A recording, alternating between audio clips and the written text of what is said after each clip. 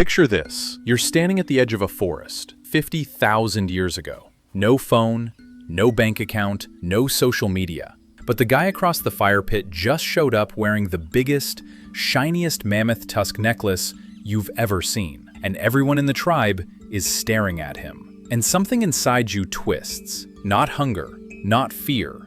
Something else entirely. That feeling you get when someone else has more, does more, and makes sure everyone knows it. That feeling has a name today. We call it FOMO. But here's what nobody tells you. It didn't start with Instagram. It didn't start with keeping up with the Joneses. It started in a cave, and it has been quietly running your financial decisions ever since. Long before credit cards, mortgages, or Black Friday sales, early humans were already playing a dangerous social game. And the currency wasn't money, it was status. Archaeologists have found evidence of personal ornaments dating back over 100,000 years. Shells with deliberate holes, drilled and strung into necklaces. Ochre-stained beads found in burial sites. These were not functional objects. They served one purpose: to signal to others that you were someone worth noticing. Researchers at the University of Birmingham confirmed that early symbolic objects were used as social signaling tools. A way to say, without words, I have resources, I have allies, I matter. In a world where your survival depended on your tribe, being seen as valuable wasn't vanity, it was survival strategy. The person with the most visible status was more likely to get food, protection, a mate, and a seat closest to the fire. FOMO wasn't a feeling back then. It was a biological alarm system. Miss out on status, miss out on survival. Fast forward 10,000 years. Humans have settled into villages. Agriculture has begun. And now, for the first time in history, people can accumulate more than they need. Surplus grain, extra livestock, bigger plots of land. And with accumulation came comparison. Ancient Mesopotamian records, some of the earliest written documents ever found, include complaints about neighbors having more. Sumerian clay tablets reference disputes over land, cattle, and inheritance. Even in ancient Egypt, tomb paintings depicted wealthy families surrounded by servants, fine food, and luxury goods. Not because they needed to remember it, but because they wanted the afterlife to know they had it too. Status display was so embedded in human behavior that people were literally burying their flex with them. The pattern is undeniable. The moment humans had something others didn't, they found a way to make sure others knew it. So where does FOMO fit into all of this?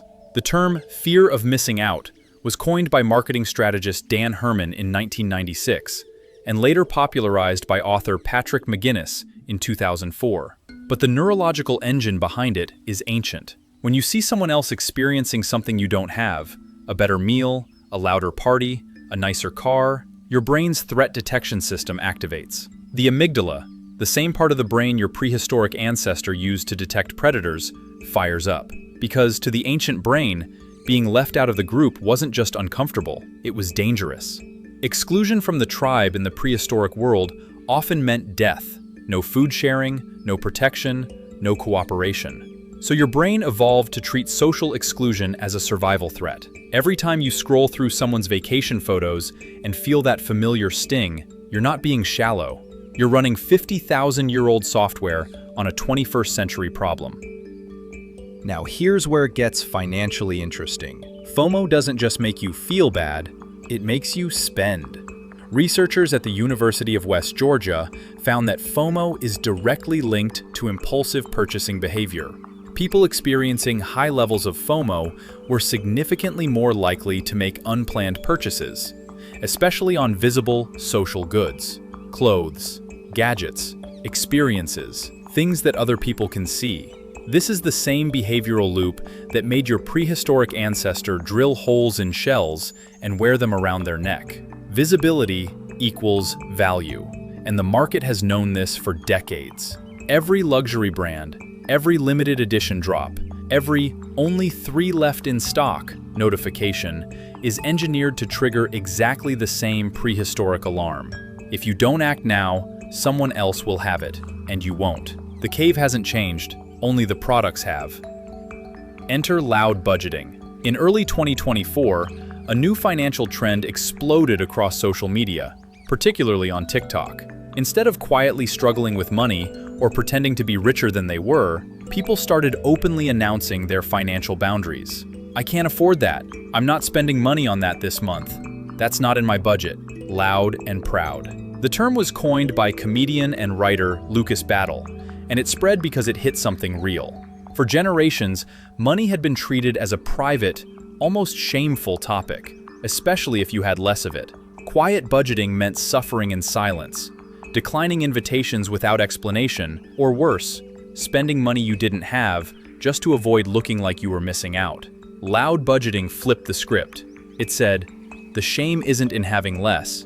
The shame is in pretending."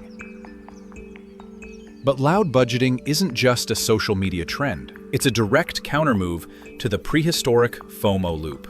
Think about what it actually does. When you publicly declare your budget limits, you remove the social penalty for not participating. You make it socially acceptable, even admirable, to opt out. You redefine what status looks like. Instead of signaling wealth through spending, loud budgeting signals something different: self-awareness, discipline, and honesty. And it works because it targets the exact mechanism that FOMO exploits. FOMO says, everyone else has it, and you don't, so you should feel threatened. Loud budgeting says, I see the game, I know how it works, and I'm choosing not to play. Anthropologists who study social behavior note that humans have always had two competing drives: the drive to conform and the drive to differentiate. Loud budgeting is differentiation. It's a new kind of status signal, one that says, I'm not impressed by the flex, I'm building something real.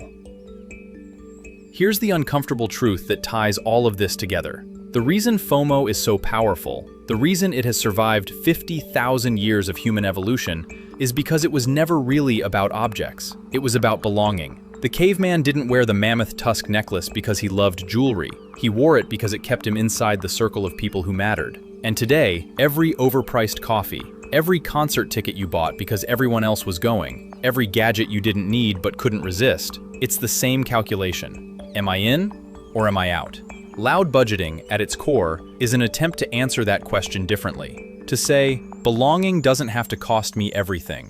Real connection doesn't require performance. And maybe, just maybe, the most radical thing a modern human can do is look at the fire pit, see the guy with the shiniest necklace, and feel absolutely nothing. Because you already know who you are. And that, ironically, is the most ancient kind of wealth there is.